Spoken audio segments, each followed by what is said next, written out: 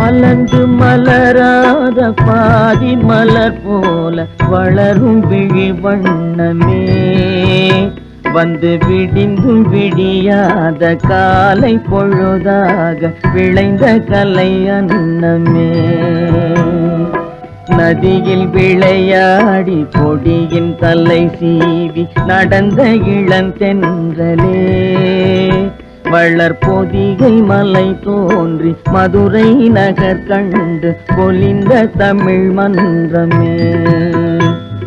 யானை படை கொண்டு சேனை பல வென்று ஆளப் பிறந்தாயடா, புவி ஆளப் பிறந்தாயடா.